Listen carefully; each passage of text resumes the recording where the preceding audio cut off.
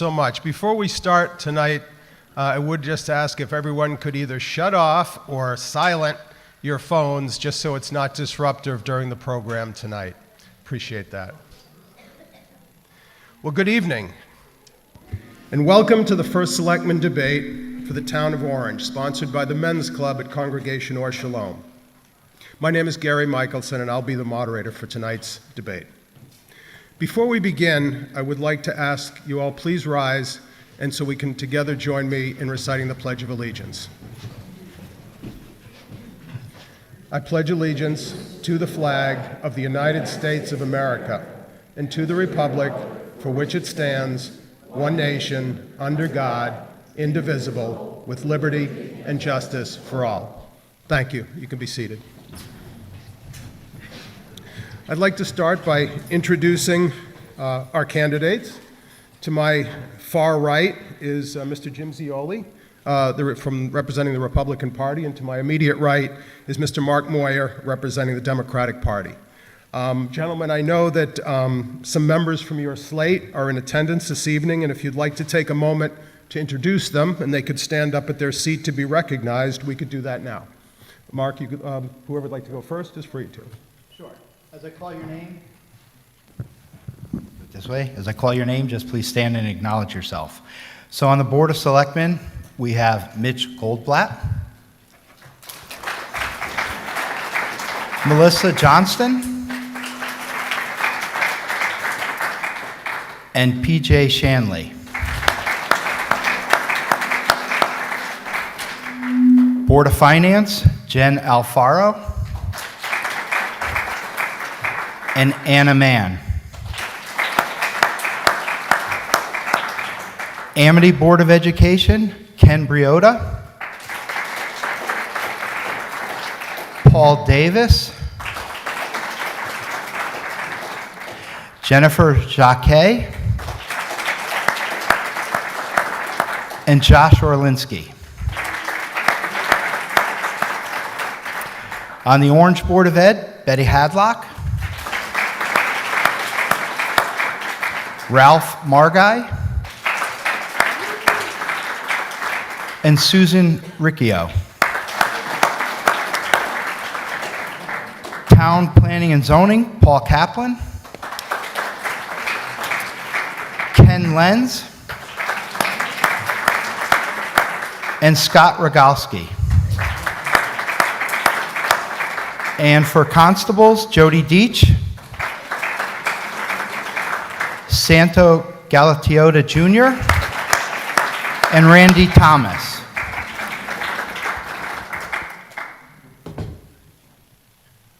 Okay, good evening, and our candidates that are in the room, I believe that we have Selectman John Carangelo. Yep. Judy Williams. And Ralph Okenquist. Thank you. We have for the Amity Board of Ed, I know Dana Lombardi is here. Orange Board of Ed is Anthony Scrinzi and Ken Zineman, also Orange Board of Ed. The Zoning Board, Judy Smith is over there, is here. And Tom Tarenti, also here for the Zoning Commission. And who did I miss from our group? I don't think so. Tom Hurley, our tax collector. You're hiding behind that big kids there, Tom. I couldn't see you. Bill Kraut. Where is he? Oh, Bill, you're hiding too. Bill Kraut, Chairman of the Orange Board of Ed.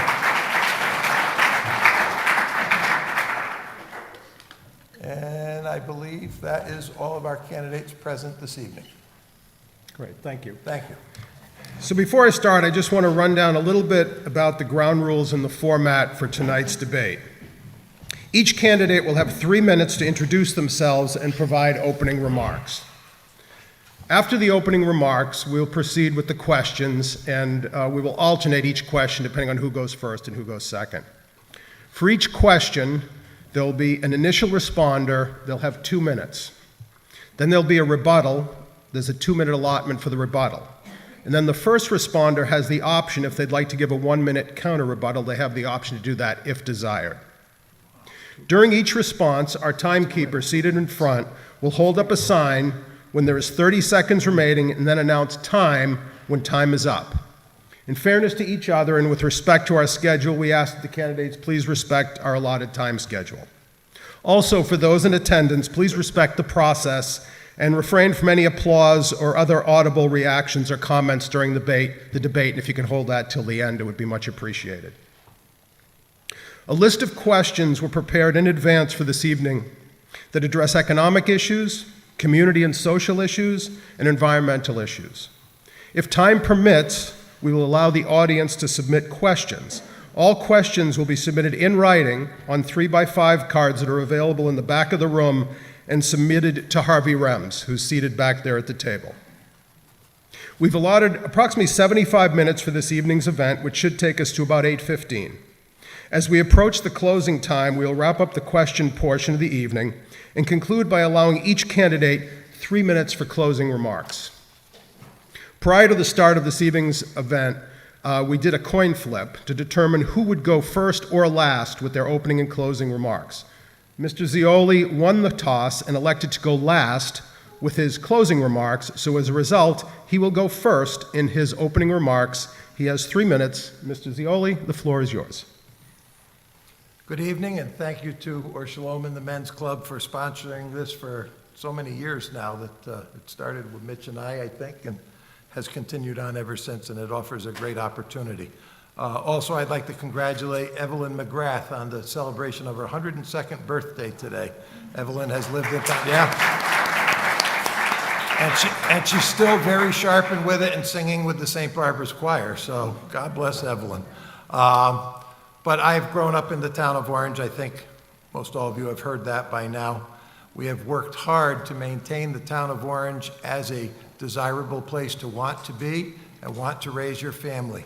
Whether you're coming here to raise your children, send them to school here, enjoy the quality and convenience of how close we are to New York, Boston, airports, able to leave this area. It's very desirable. Businesses have found it very desirable. And I think Orange's quality of life is something that we've worked so hard to do. When I took office, we had about 450 to 500 acres of open space. You now have over 1,200 acres of open space. Your schools are achieving, as we all see, but we are having issues that need to be addressed that were brought up at our last debate. I think they may come up again tonight. I think these are topics that we need to tackle as we see what goes on around our community, our country, and our world. We say our prayers every night for those that are here and away, and I thank you for the opportunity to be part of this tonight. That's all I want to say. Thank you. Mr. Moyer, 3 minutes. The floor is yours. Sure. First, I want to thank Or Shalom for hosting this debate and Gary Michelson for being our moderator tonight, and the wonderful audience who is here in person and those watching from home, as I know it's a cold, raw, bitter day, and some people may not have wanted to come out tonight. So I am the oldest child of 3. I grew up in Connecticut, spent my whole life here with the exception of 2 years in which I was able to work in Ireland. Most of my childhood was spent in Stratford and Trumbull. After Ireland, I came back to Trumbull where I met my lovely wife Eileen, fell in love, and we got married. We lived in Derby for a brief bit, off Route 34 across from the cemetery. And it was creeping Eileen out that we were in the cemetery walking, so she said we had to drive somewhere. So we ended up driving to several neighborhoods in Orange, walking around, and lo and behold, Eileen said, wouldn't it be nice to live here one day? 3.5 years later, Eileen was looking online, found a house. Now we live in one of the neighborhoods we walked in, 25 years and counting. So we spent most of the first half of our time in Orange fixing up our house and learning about our neighborhood, meeting our neighbors. Then we decided to get involved in community. So environment is one of the issues that matter most to us, so we've been on the Orange Recycling Committee. Then, a few years back, I got involved in the town a little bit, ran for tax collector, then I joined the Orange Democratic Town Committee, and here I am today. So I just want to say, as your first selectman, I will advocate for all residents. I will make sure that we are looking to move Orange forward and shape the future for every one of you. I will also use my business and finance expertise to make sure we run a sound fiscal budget and keep our taxes as low as possible. As I went door knocking this summer, I found that we have a lot of new, younger families who have moved into Orange. They moved in because of our Orange school system. Our Orange school system is great, one of the top in the state. And they also want to know what services they can have in Orange, and I will listen to every one of them. Thank you. Thank you. Before we move on to the questions, I was told that there's a dark gray Toyota with the license plate AA55139. You left your lights on, so you might want to deal with that. Usually they shut off after a period of time. Now on to the questions. This first, Mr. Zioli will be address this first question to you. How would you address the concern that the new property valuations will result in escalating taxes? And do you foresee any changes in the tax policy over the next 2 years? And if so, what would those be?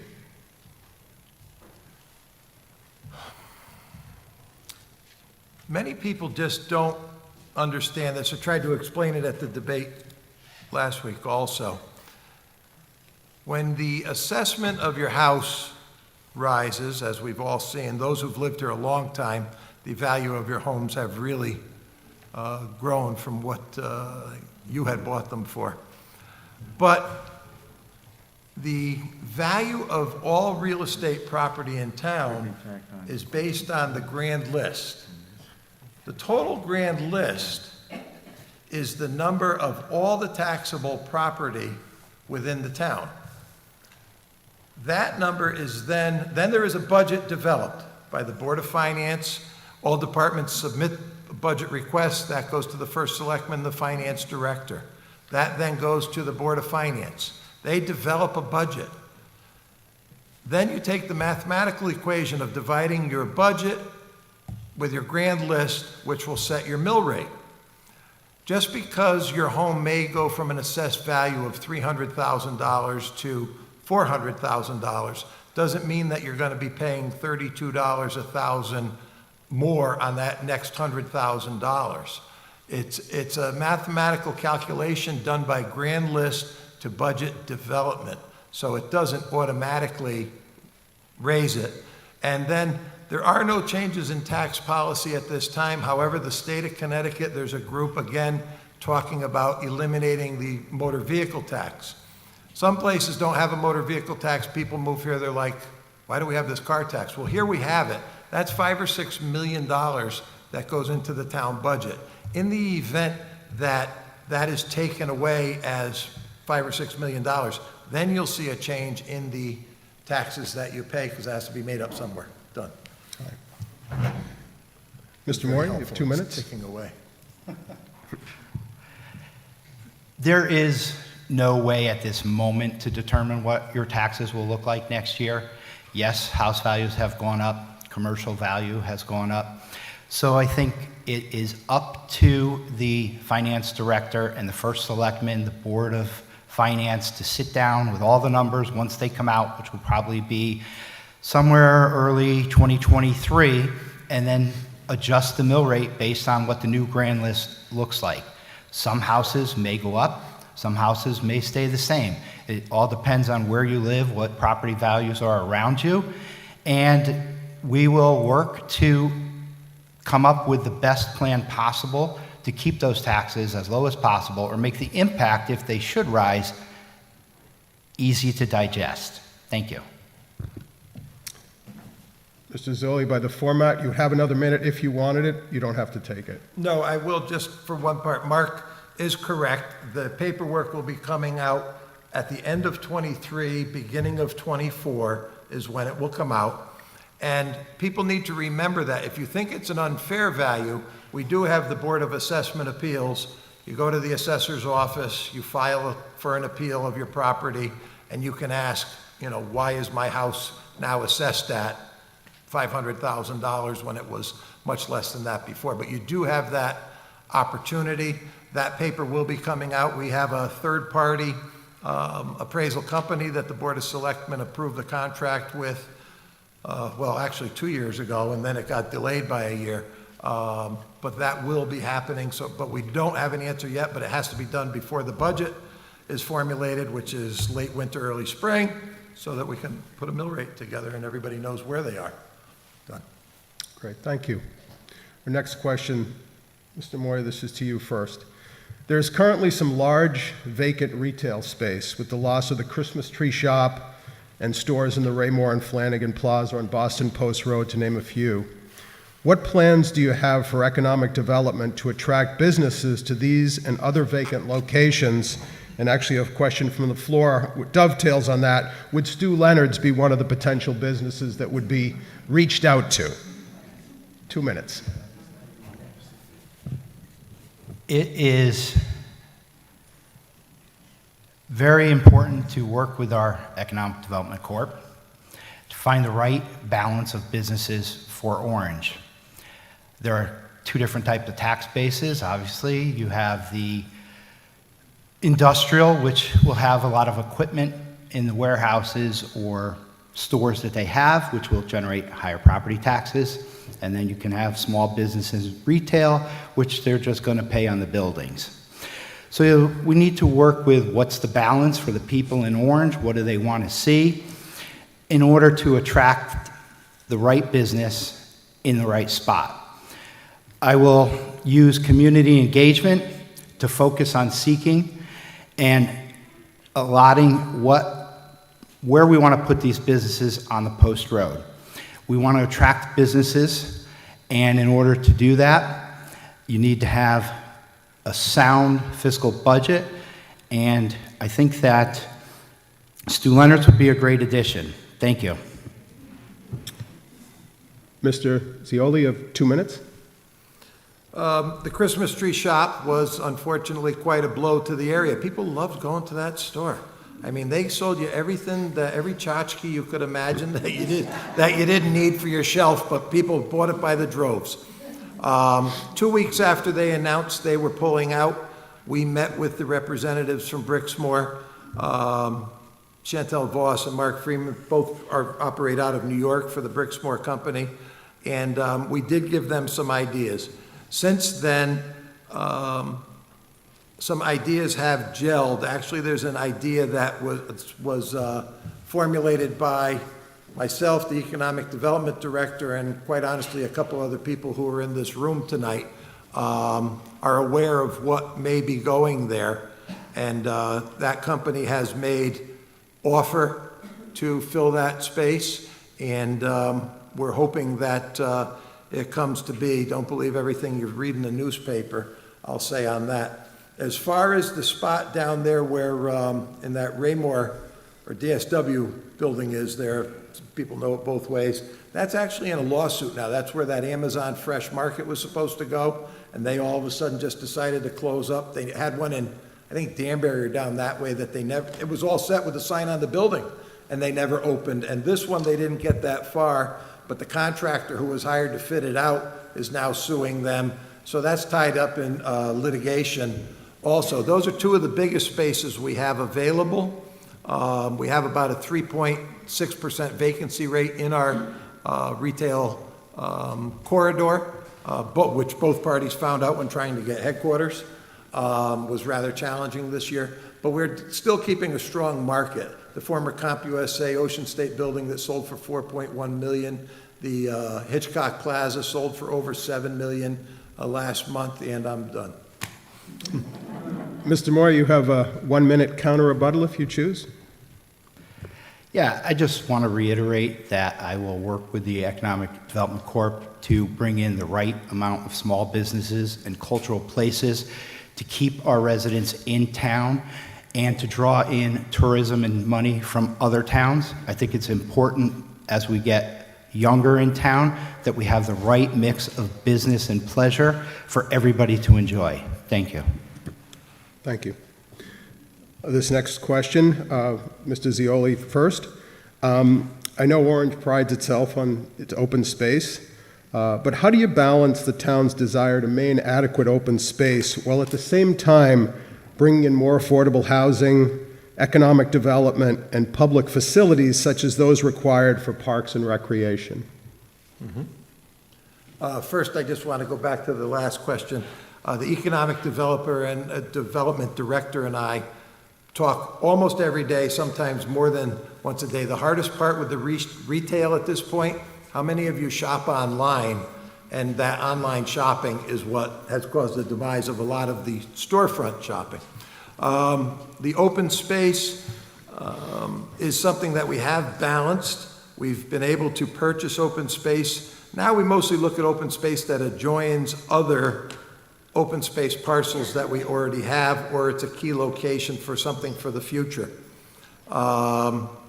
With that, we've balanced. We have a 46-unit project that wanted to go where the former trailer park was on the Post Road, where they're now building that New Hartford Healthcare and Connecticut Orthopedics building. I think that was a pretty fair trade to have the medical building on the Post Road, and there's a 46-unit affordable apartment complex right around the corner on Smith Farm Road there. The apartments at Firelight, where that rundown, worn-out strip center was there, you have 72 apartments there now. Now, that's market rate, but it's offering an opportunity to a lot of people to have another type of living that Orange really offered minimal of. Right across the street from the Christmas tree shops, we worked with Vero, and they started before COVID. Then COVID held them up, then supply chain issues held them up, but that finally came online, and the Vero is offering another large opportunity for people that want to stay in town but need some assisted living type of situation with that. So we're trying to balance by open space where we can versus the other. Wolf Park, there's a committee now that's looking into developing other things at Wolf Park, and they're working with an engineering company on that. Mr. Moyer, you have 2 minutes. We have a great town. We have a lot of open space. It is a testament to the residents here who want to enjoy the outdoors. And I believe that we need to focus on what the future is going to look like, whether we want to keep our seniors in their own homes, whether they need housing, how to address it, where to put it. Post Road, not necessarily the best place. We've just brought in, like Jim said, the housing unit off Smith Farm, Firelight, so we have to be careful of how we introduce those type of structures into our community to keep our school allotment of children in the classroom to a reasonable size.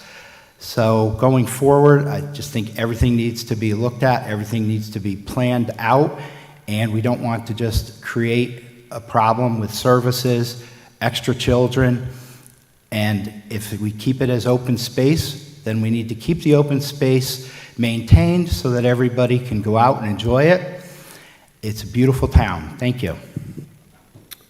Mr. Zioli, you had another minute if you'd like to add to All your... I'll say is, the reason that a lot of these higher density housings seem to fall where they are, there's a couple of reasons. Number one, when they do an affordable project, and the state of Connecticut and federal government fully funded that for that developer, they want them near transit, near shopping, and accessibility for those that are using that type of housing.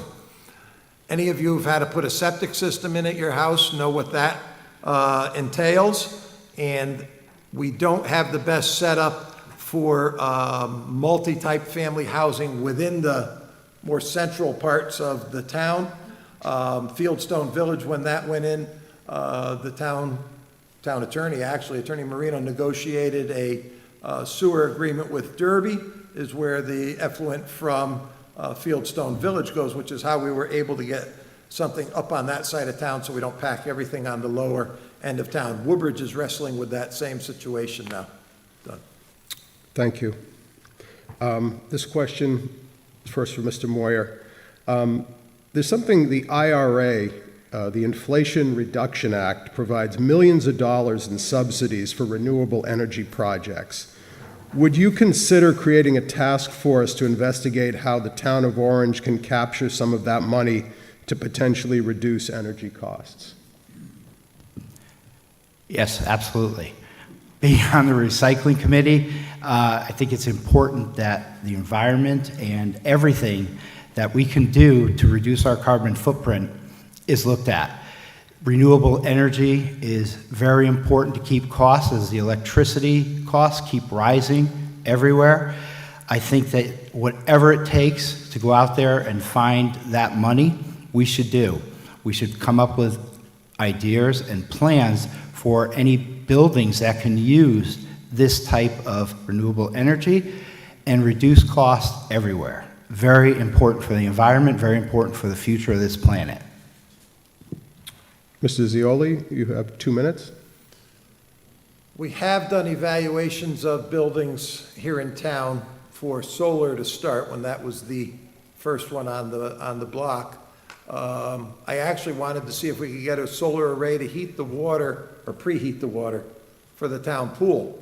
That's 325,000 gallons, but unfortunately, the solar array that they engineered that we would have needed for it, I thought it would have been great up on top of the roof, and it wasn't near big enough. They wanted to use half of that field out under the power lines in order to create a solar array that would be viable to heat that pool.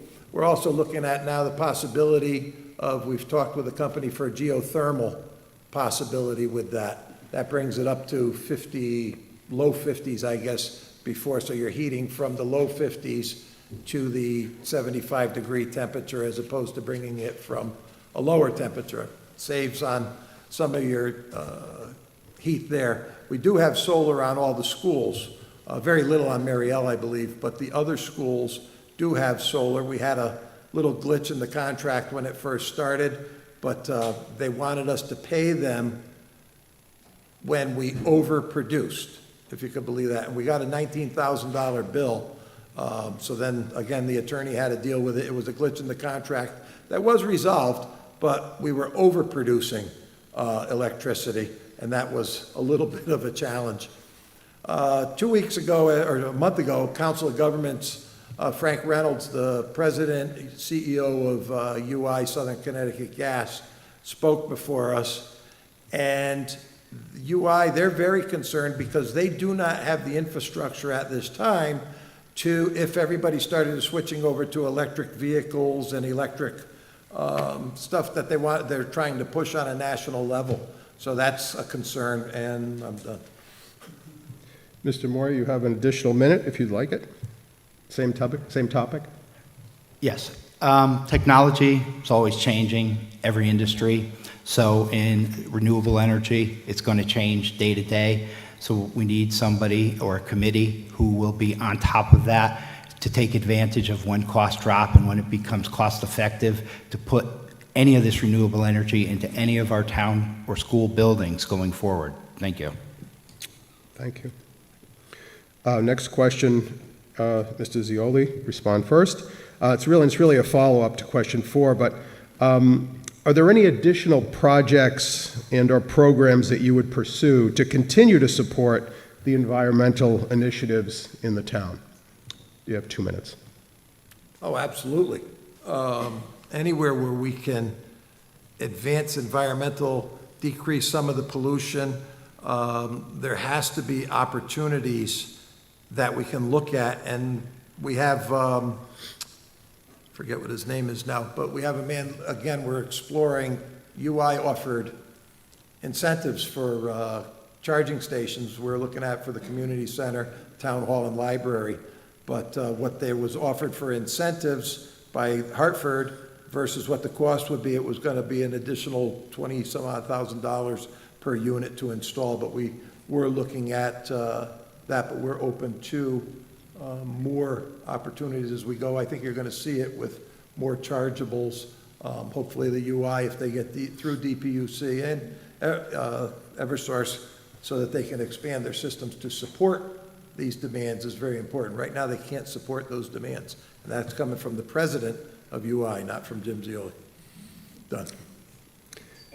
Mr. Moyer, you have 2 minutes. Same question. Everything regarding the cost of recycling is going up today. Cost of taking trash out of our transfer station.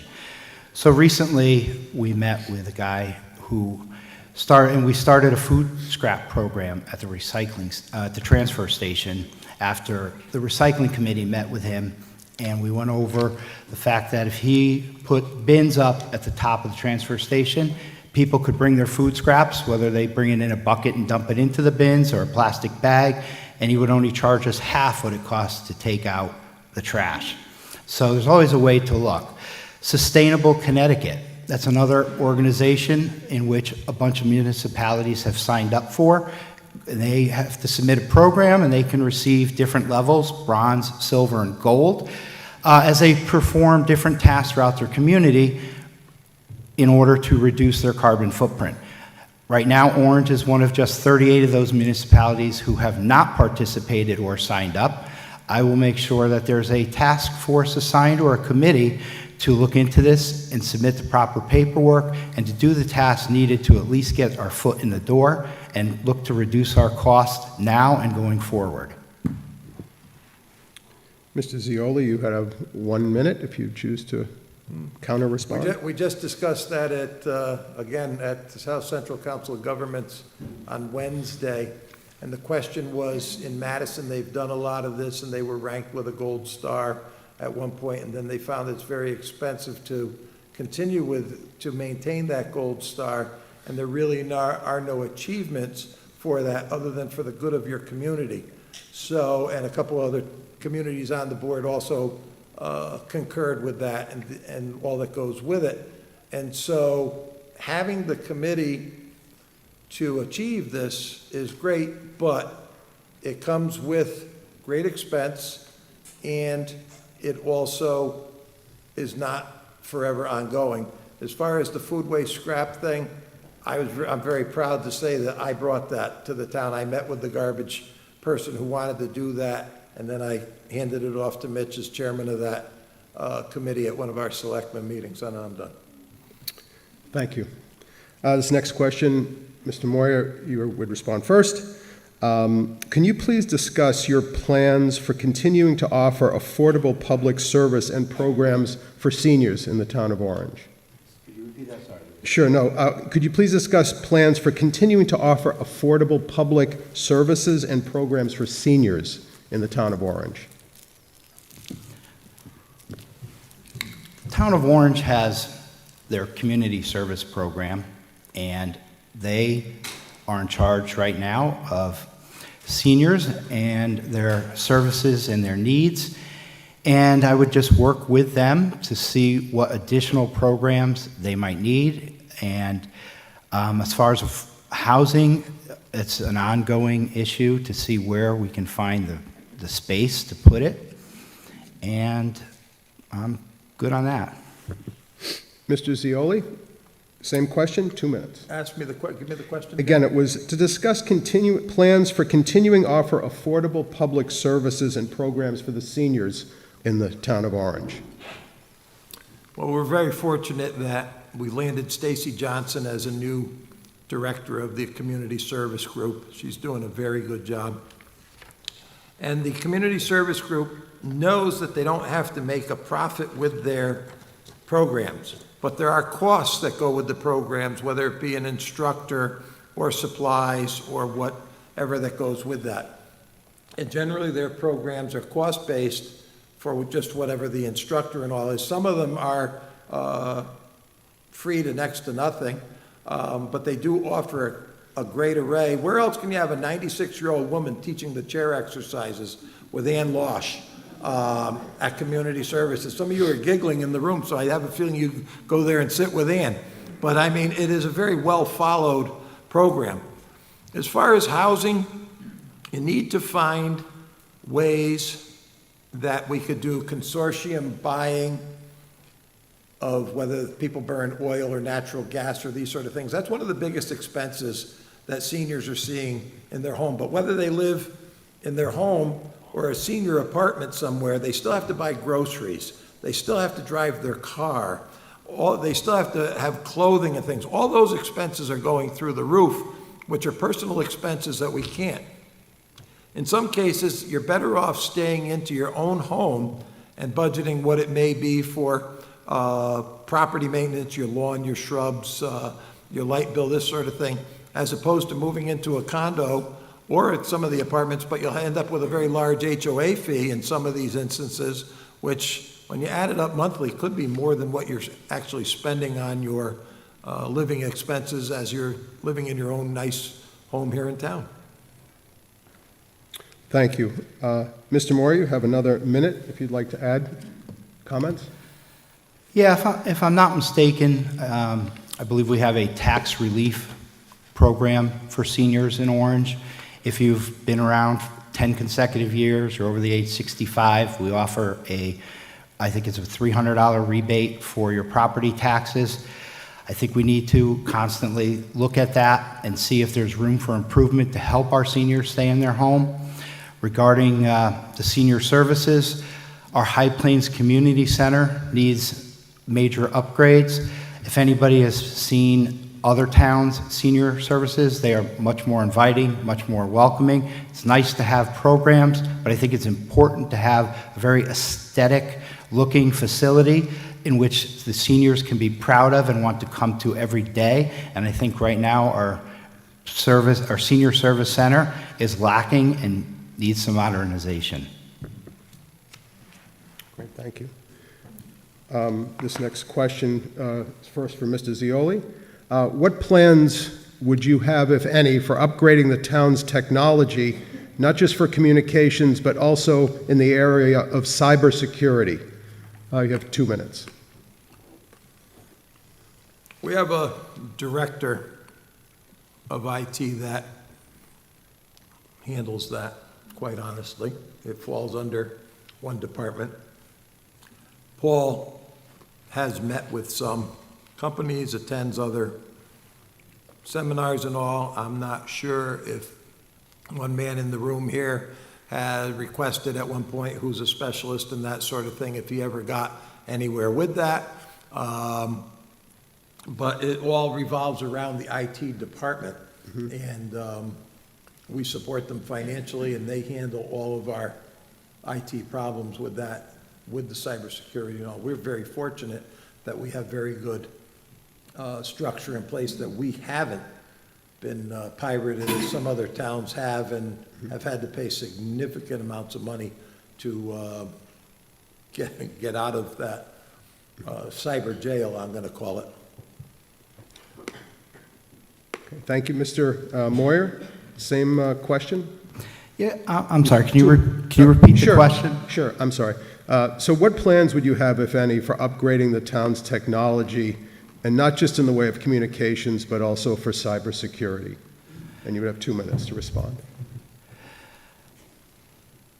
Technology is important to get the word out to the residents of the town. I mean, there are multiple channels. It's not just the town's website. It's emails, texts, social media, push notifications.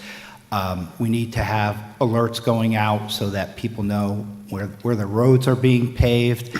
If there's any safety issues in town, we need to alert them where they are so they can lock their doors, check on their kids.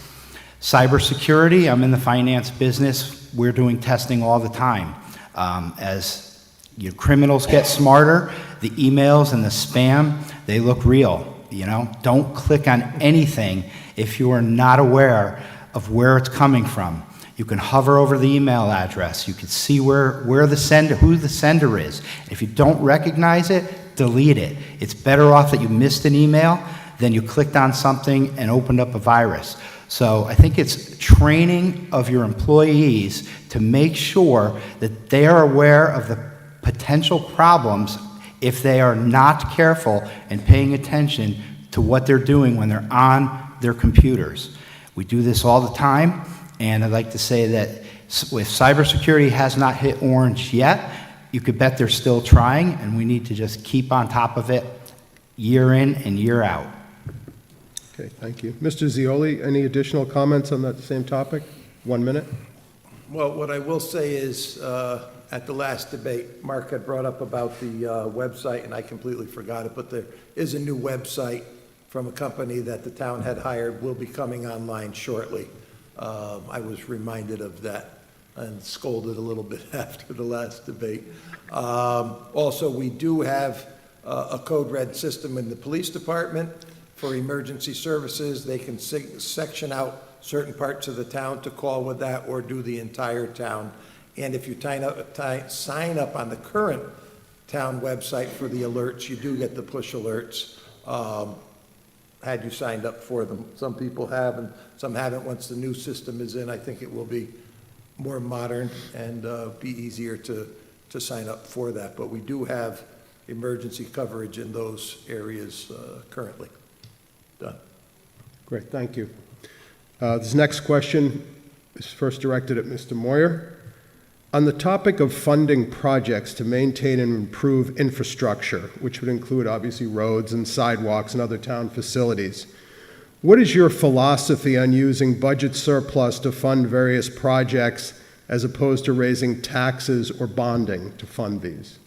2 minutes.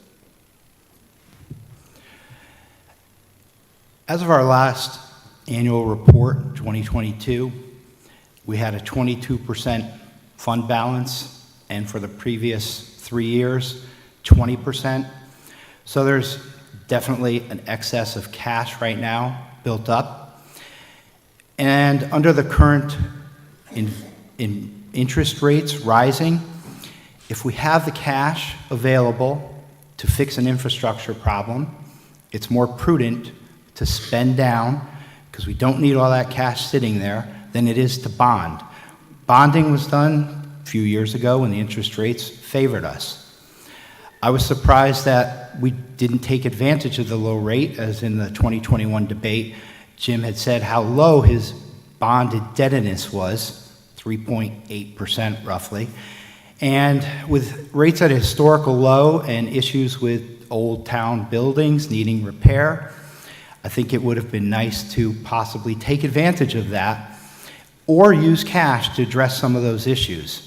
I know that we have a dehumidification issue over at HPCC regarding the pool. It's been several years. It was costly because the electricity had to be brought in special. It wasn't equipped properly. By now, I would think that project maybe has doubled in cost. So I think, you can't let things go, and especially if anybody knows anything about humidity, it gets damp, it creates mold. So I think we have to put a priority to certain issues and use our cash wisely before we look to bonding, especially in today's environment. Thank you. Mr. Zioli, same question, 2 minutes. You think that there is a surplus of cash, but if you go through the budget and you understand what is there, there are funds that are designated. They're not just sitting there in the bank account. We haven't bonded in 4 years. We bonded for Racebrook Country Club is the only thing we bonded for, because it was $8.5 million. And since it was a business venture, we had to pay 2.03%, whereas we refunded bonds that very same day at 0.9%. The reason the Racebrook bonds were much higher is because we're receiving revenue back. It's the first time we bought an open space property in town that's currently paying us $250,000 a year in rent, and it escalates every 5 years. Ultimately, at the end of the lease, they're up to $400,000. So you do get paid back for buying that almost 300 acres and all the infrastructure there. Currently bonds, I spoke with the bond broker just last week, Matt Spurndle from Phoenix Advisors. Milford just sold some bonds. They were expecting it to be 4%. It came in just under that at 3.85%. So the interest rates have risen quite a bit. We're very fortunate because we built our bond rating up to a AAA bond rating, which is our credit rating, which is what keeps our interest rates that we can borrow money at low. Currently, in this budget year we're in, we've invested $1,600,000 in road repaving. We have paid each year $1.25 million, $1.5 million, $1.6 million cash out of that money. We are spending that money down, but we're using it to do your road repairs and building repairs and other improvements so that we aren't bonding that money. So, just so you're aware. Thank you. Mr. Moyer, you have an additional minute if you'd like to add to your remarks. Yeah, I don't think that now is a good time to add additional bonding, but I do think that there is some cash available to spend at 22%. I know there's probably other obligations, but to me, that's almost $3-4 million above what Moody's has rated a town to hold, which is about 16.6%. And also grants. I haven't seen many steep grants. I think the last one I saw was 2015 for Fred Wolf Park Access Point. The only other steep grant I saw was $20,000 for Stone Otis back, I think, in 2020. And those can be used for infrastructure projects as well. So I think that one of the things we need to do is go out and find a part-time grant writer to help us or train somebody in-house with that ability. Great, thank you. Moving on to the next question. This is first going to be directed to Mr. Zioli. Please explain your thoughts on how the Board of Education chooses to balance money spent on DEI, diversity, equity, and inclusion initiatives versus core curriculum like reading, writing, and arithmetic, and what effect this will have on the school system and the town of Orange. You have 2 minutes. I don't believe that the elementary school system is teaching in that area right now. The Amity system, we hear, is to some degree. However, the teachers that are already employed are teaching curriculum that some of which is mandated at a state or federal level, some is driven by the Board of Education.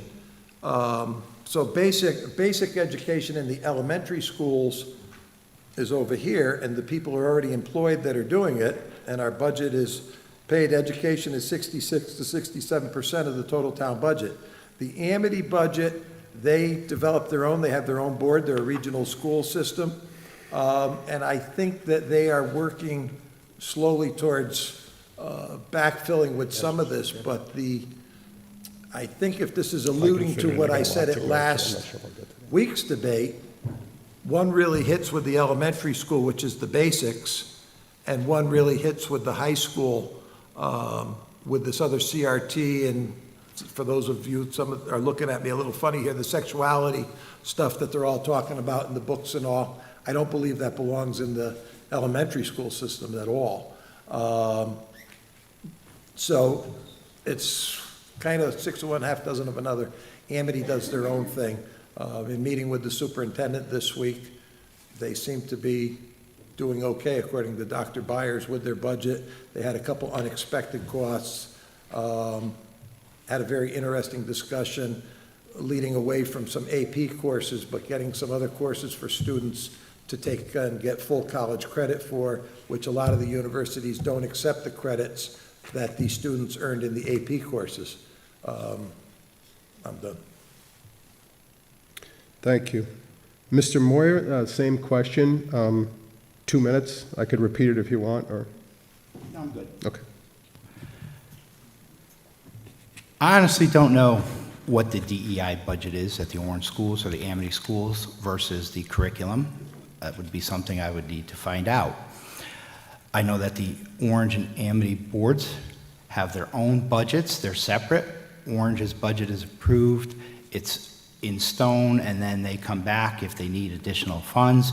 Amity, they have to budget for their expected needs, and at the end of the year, sometimes they have a surplus, which now will get credited back to the town.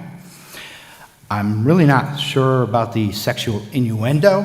I think that our school systems are doing a great job teaching the basics of reading, math, and reading, writing, and arithmetic.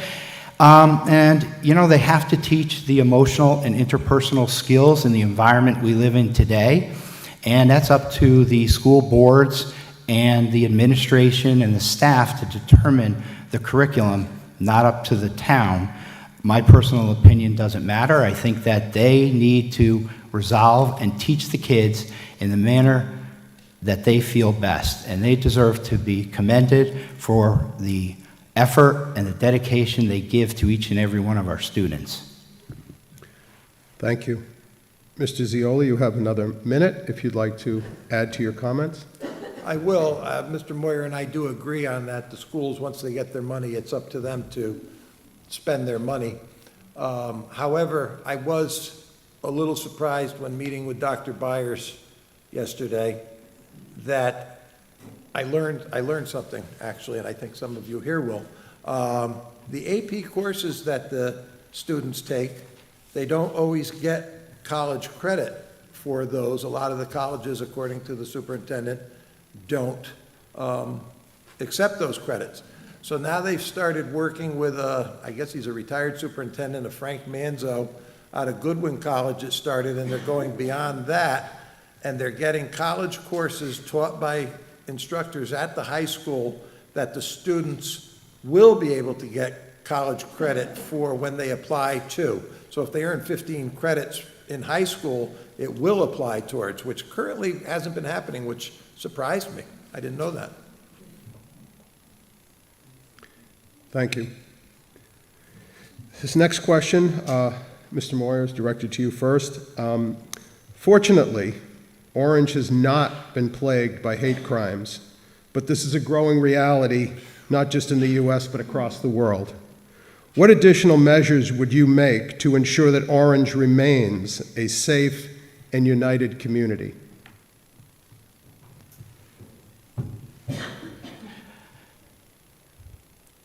Orange, like any community right now, is seeing crime mostly. Thankfully, it's just property. It's not any severe issues, but any crime is a bad thing. And I want to say that our police department has my full support. I think they do an excellent job in responding to calls that go out. And to keep our society safe, there are apps now that you can put and download on your phone, which if you see something, you can hit your app and automatically send a response right to your police department, and generally they will respond immediately. So we just have to be aware of our surroundings, and not to say it enough, but if you see something out of line, then say something. You're better off watching your community and being safe and taking the opportunity to report something than later saying, I should have looked at it differently. Again, though, our police department and our responders are doing a great job for the town, and we just need to possibly have some sort of outreach program in which to educate the town citizens in how they can better protect themselves and be made aware of their surroundings so that they can identify potential problems in the future. Thank you. Mr. Zioli, the same question? Repeat. Sure. I said, fortunately, Orange has not been plagued by hate crimes, but this is a growing reality, not just in the U.S., but across the world. What additional measures would you take to ensure that Orange remains a safe and united community? Hate crime is something that there should be no tolerance for. It starts right here in this room when the chief called me up when you were all scheduling this debate to ask about, what do you think, should we have a police officer at the temple for your debate that night? I said, they already have security outside through Mark's group, and I said, absolutely. So we're fortunate Officer Masello, who's a relatively new member to our ranks, is here. But the world is spinning right now, and the hate crime that we're dealing with is one of the most horrendous in decades. And of course, you all know I'm going to say Israel. And this challenge between Palestine and Israel is just, it's just horrible. I spoke to this at our Selectmen's meeting. Unfortunately, there's a lot of Palestinian people who were innocent, elderly, children, etc., who are going to perish because they've been the host to the Hamas and the Hezbollah. And, you know, remember when Netanyahu was running to be in charge over there again, and there were all these groups protesting him? Let me tell you, you couldn't have a better person to be in charge right now, because he's going after them like gangbusters, breaking their tunnels that are deep down in the ground, breaking their locations where they have stuff stored and buried and all. And that is the most horrible hate crime here. They're chanting out there, there's signs and everything. They are specific to hating and killing the Jewish people. And you know what, you want to carry the sign, you better put on a helmet, because it's coming for you. And there's no tolerance for that. There should be none whatsoever. And I'm done. I'm out of time. Thank you. Mr. Moore, you have an additional minute if you'd like to add to your comments. Yes, first I just want to apologize. I missed the word hate at the beginning of the sentence there, so I was talking about crimes and safety in general. There is no place. Cold, I'm sorry. There is no place in society for hate crimes, and I believe that as a community, you need to have a program in place to educate not only your children but even the adults. And people have to work together. And I think that if we can bring together some community events to celebrate everybody's culture, then that is a way to bridge the gap and try to make people understand each other. We can't just ignore our neighbors. We need to work with our neighbors, be friends with our neighbors, and stop the hate. Thank you. Thank you.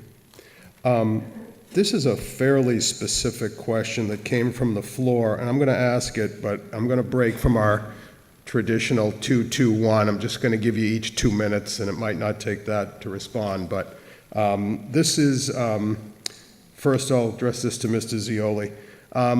If Planned Parenthood wanted to open in Orange, would you support it?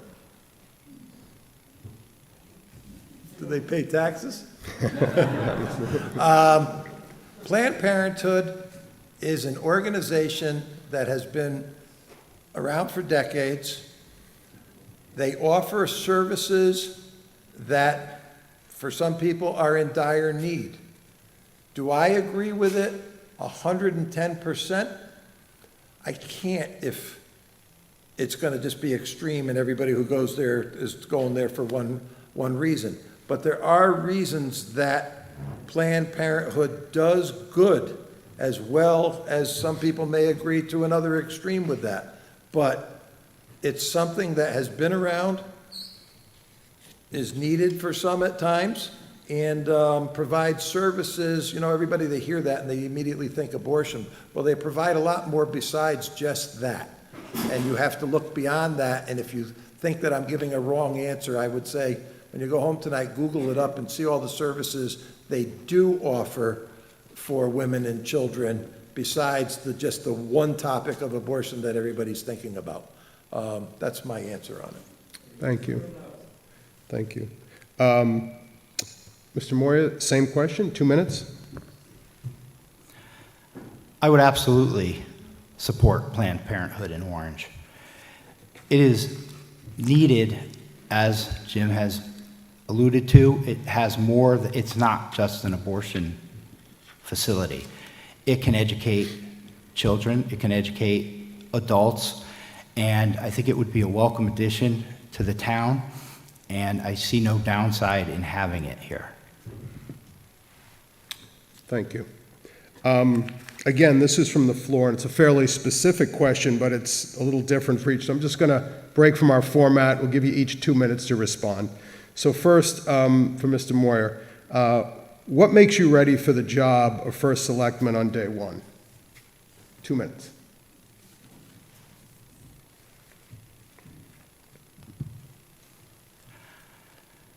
I've been thinking about this for a couple of years now. And my business acumen and skills and finance to lead the town forward with its budget and taxes and buildings going forward and its infrastructure, I'm very comfortable with. Also, I feel that I have the compassion, the hard work, and the dedication to put forward from day one. And I will advocate for every resident out there in order to make sure your voice is heard. And if it can be an issue that we can solve, we will certainly work to do it. I will be available to everybody anytime if we need to hold a community program in which people can come and visit to share their ideas. I'm open to that as well, because I don't think just a 2-minute board meeting is the proper place. I will also lead by example. I think that when you're the first selectman, everything comes from the top down. It's not just the words you say, it's how you act, it's how you treat everybody, whether it be your employees, whether it be your boards, your commissions, your residents, even people you disagree with. And there's no place to hold grudges when you're leading your town. I'm very open and honest, and I think that I'm ready to lead from today. Thank you. Thank you. Similarly, but obviously it's not going to be day one, you've obviously, Mr. Zioli, been in this job for many years, and how is it you use to keep a fresh eye on the issues facing the community and looking forward? Well, number one, you have to do a lot of reading and observing. I think we probably, Mitch before I, a slow day is 70, 80, 90 emails. Some of those are not things that you need. I don't mean from people. I mean, you're constantly being solicited. And some are very, very interesting. Some go with the energy and environmental questions that we already discussed earlier tonight. Some of them are for, you know, simple things like when we went from sodium street lights to LED street lights. Hamden froze it out because some people thought that they were going to, I don't know, drive off the road or something if they had LED street lights instead of sodium. So the UI put us on. We had a couple people that did speak to us about it or emailed about it, but ultimately it offered a better use. You have to listen and take into consideration what others say. I'm known for being always available. My cell phone is never off, whether it's the town cell phone, whether it's 3 o'clock in the morning or 3 o'clock in the afternoon. If that phone dings, you're probably going to get an answer from me. I only sleep till about 4 o'clock usually in the morning anyhow. But you have to be able to solve hearsay and people's thoughts and separate truth and fact from fiction and this sort of thing. And you have to take a lot of considerations in and weigh it out for what ultimately will be the best for 14,000 people, not just necessarily one or two. Great, thank you. Again, we have, I think, enough time. There's one more question that came from the floor, and this is, again, very specific, so I'm just going to ask each one of you to give a straight answer without going, you know, the 2-2-1. So this will first go to Mr. Zioli. The cost of private trash pickup is about to increase by 40%. Is there anything that might be done in the way of a public trash pickup that could offset this, this cost that's about to escalate for the community? If you want your mill rate to increase, we'll be glad to put on a town trash pickup. Milford has this, and it's an abomination of abusive service with employees, and I can say that because I know some that were double dipping. One turned out was working for animal control when I was on the animal control board, as well as that they would only work a certain amount of hours. If they got it done in 3 days, they still got paid for all. If they got it done in 4 days, they still got paid for all. It's a very expensive proposition, and it's not something that has ever been brought forward or entertained. The bigger problem that you're seeing that escalation is the one company that is doing house to house bought up all their competition. There used to be Ray's, there used to be Colonial, there used to be Walt Archer when I was a kid used to come to your house. There were 3 or 4 or 5 separate small companies for years here in town. And one company has bought all of them up. To me, it's a monopoly of a sort, but I guess it doesn't qualify under guidelines now. The company that Mitch and Mark met with regards to the household waste, he's supposed to be coming to town, but he's not gonna go do it for $20 if the other guy is doing it for $40, you know? And so he is another opportunity. I think he is gonna do house-to-house pickup. But I don't know what his price is gonna be, but it's all because one business swallowed up all the other small fish. So that's where we are with it. It would be no cheaper for us to operate that. It would cost you all more out of your taxes, for sure. Thank you. Mr. Moyer, the same question? Municipal trash pickup would cost the town a lot of money. I do not see that as an advantage to our residents. Our residents, unfortunately, are being gouged a little bit with high resident pickup rates. I personally go to the transfer station, I recycle, I compost, I try to reduce the amount of trash that I put in the hopper so that the town pays less. I think we need to encourage residents to go that route. Also, maybe as part of our senior services, we can offer some sort of a program to help them if they can't get to the transfer station, to pick up their garbage for them and bring it to the transfer station. That way they don't have to absorb all these high costs. So no, I do not see municipal trash pickup as an option at this time. Great, thank you. Can I just chime in on something on that? And it's for both of us. It's, Yes. you know, the state let the time run out on the burn plant up in Hartford. And the DEP is pushing it on to all the councils of government to come up with a plan for our region, our region, our region. Now, Mitch and I sat through a Zoom a couple weeks ago that's kind of a pie in the sky, and I'll probably be under the ground before it ever takes place. The DEP, the State of Connecticut Department of Environmental Protection, needs to take hold, rebuild that plant up there that they knew was going out, and giving an alternative place. Wheelabrator's plant down in Bridgeport is only going to last for so long also. If you're on 95 and you see those flatbed tractor trailers going down the road with those big, they're usually black, big square, bulky items on there, that's trash. Compressed bales of trash going to Ohio or Pennsylvania for open pit dumping it in the ground. And this is why it needs to be addressed by the state. Okay. And in fairness, I would give Mr. Moyer another chance to add, if you'd like. No, I don't have anything else to add on that. Thank you. Okay, thank you. This now is directed to Mrs. Zioli, and we're back to our 221. This looks like it's probably going to be our last question before closing remarks.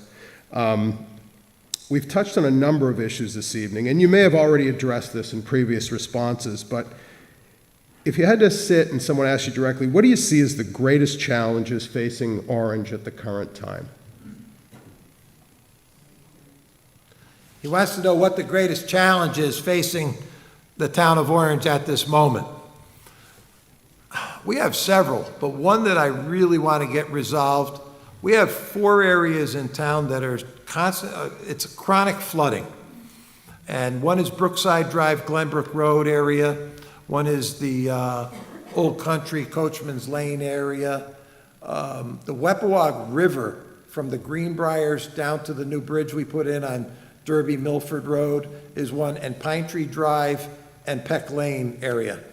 We are working on all of these, trying to move them forward. The Board of Selectmen approved the bids on one of them. Lo and behold, it came in way less than the estimated bid from the engineer, and we can't get this concrete products for the box culverts and stuff to go under the road. I mean, it was estimated at $1.8 million or something. It came in at $900,000. Wonderful, let's do it. We're backlogged on the products to correct these flooding issues in these areas. The Weppawag one, we've talked with Rosa DeLauro's office and the Army Corps of Engineers. Oh, that's an office to deal with. The Weppawag, if you're going down Grassy Hill Road, before you get to where Derby Milford Road comes out, across from the golf course, look at the river there. It's all full of red maples now that have seeded in there, and material can't pass to keep the water flowing there, so the people further back up the Greenbriers all the way to Pruden Lane, where it comes out of Weppawag Lake, are getting flooded out over there. So, but 3 are on the selectmen's radar, and the 4th one is I'm trying to pass to the government radar. That's one of my biggest problems right now. Thank you. Mr. Moyer, same question. What do you see as the greatest challenges facing Orange at the current time? 2 minutes. The greatest challenge facing Orange is and always will be adding additional housing, whether it be senior housing, affordable housing, apartment complexes. The way the land is, we can't put them on the post road. We have to be careful of where we put our housing for zones, for sewers, septic systems. We have to make sure that we're not adding too many children to the school system. I also think that we have a lot of old town buildings and that the infrastructure on those need to be addressed. A lot of these buildings need to be modernized and updated so that people can enjoy them and not walk in and feel like they're walking into the past. So to me, those are the main 2 issues for me to address. The flooding issue has been ongoing, and I know it's been being currently worked on. And I'd also just like to see more arts and culture, more businesses to attract for the young people in town, and work hard to get those for our residents. Thank you. Thank you. And Mr. Zioli, you have another minute if you want to add additional comment. Well, as far as the zoning part there, I already touched on it, regards to sewers, accessibility for higher density housing. The zoning commission, on top of now each commissioner has to take a training course, which is a relatively new item, they're forced by the state every 10 years to create a new comprehensive town plan. And in that town plan, it shows where advancements or changes may occur within the zoning umbrella. I think that's rather important. As far as building upgrades, they are old buildings, and we have spent a fortune on new lighting, new flooring, new doorways. Actually, there's a new power doorway right now as we speak going in the back where the seniors were complaining about a very heavy door. We're putting in an auto open door there. The town hall was just all painted on the outside, is being redone on the inside with some other improvements there. There's a lot going, and I'm done. Great, thank you. Well, we've reached our allotted time limit, and I want to now move on to closing remarks. As I'd mentioned earlier, by the results of our coin flip at the beginning, Mr. Moyer will now have 3 minutes to give his closing remarks. The past few months have been challenging as I've gone door to door, knocking on, meeting new residents, hearing things that people want in Orange, hearing that things are fine the way they are. We can all agree that Orange is a great town. But the one thing that sticks with me is when somebody had recently said, if it ain't broke, don't fix it. I think that's pretty outdated. I think if Apple created their smartphone and said, great, we don't need to do anything else, or Walt Disney said, I got the Magic Kingdom, people are coming, no need to improve on it, we'd be in sorry shape. We need to improve our processes no matter what, even when they're not broke. We need to look forward. We need critical thinking and problem solving in order to move into the future. We need to have open dialogue so that our employees and our people don't get stagnant and stop thinking for themselves. We need a new perspective and vision in town. Maybe we need a new town building at some point. That's not something I'm saying is for today, but it needs to be looked into. There's ways that we can possibly create a new building, combine some of our departments into it, and refurbish some of our old ones to put in some art and culture for the town residents. You know, the cost of keeping up these buildings is expensive. We have to look at whether refurbishing and fixing them are better than buying or building a new one. So as your first selectman, my goal is to increase transparency and communication to everyone, to invest in our town's infrastructure, and promote community engagement to draw on the talent of the residents that are out there that want to be involved.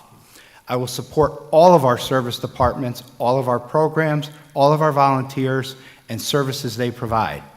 I'll make myself available to each and every one of them. I cannot do it myself. I'm not looking to be a one-person man. I don't know the town well enough that I think I know what's best for the town.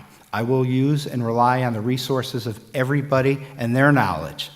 I will seek out grants to make sure we do not have missed opportunities to fund some of the projects that we'll need going forward. I'm a proud Democrat who was once a Republican. I vote to change leadership. I say that you should vote Democrat Board of Ed to protect our schools. Amity Education Association sent out a questionnaire to all of the board candidates in Amity this past summer, looking for replies to certain answers. Every single one of our Democrats, they replied. Not a single Republican Board of Ed candidate replied. So, as you go to the polls, I ask you for your vote on Tuesday, November 7th, and I thank you for considering me. We need to move Orange forward.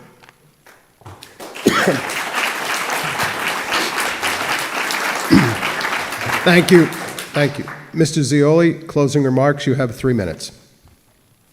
Well, I thank you. Thank you to the Men's Club for sponsoring this tonight, and for those of you taking the time to come out and be here. You can give a lot of rah-rah, and you're going to meet with everybody and dot every I and cross every T and promise the world.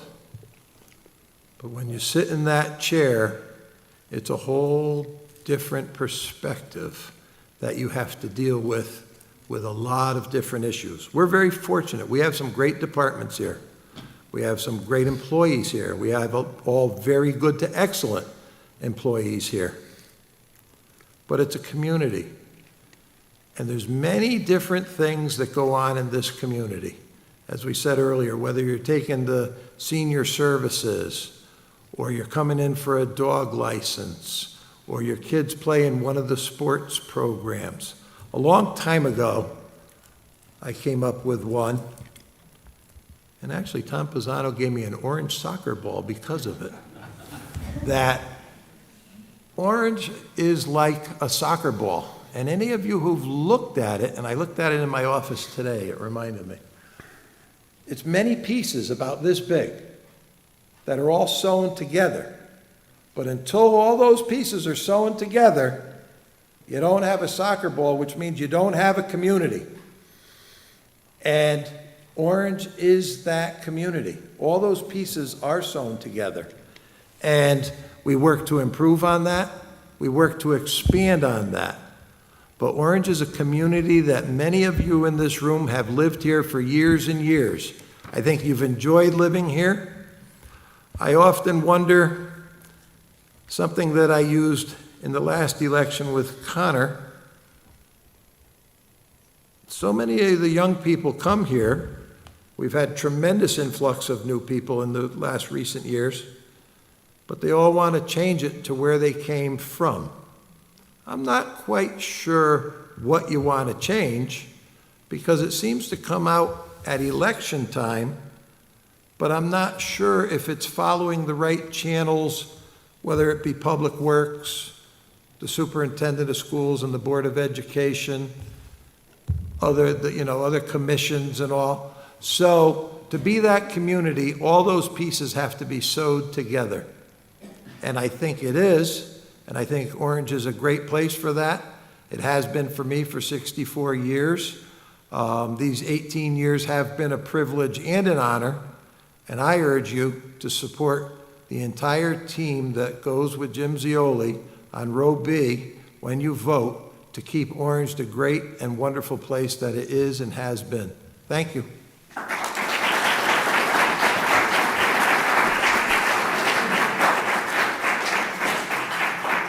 Well, this concludes tonight's debate. I would like to thank our candidates, Mrs. Zioli, Mr. Moyer, very much for their time and participation. And I would like to also thank you all for coming and taking part in this debate this evening. And don't forget to get out on November 7th and place your vote. Have a We're good doing evening. absentee ballot.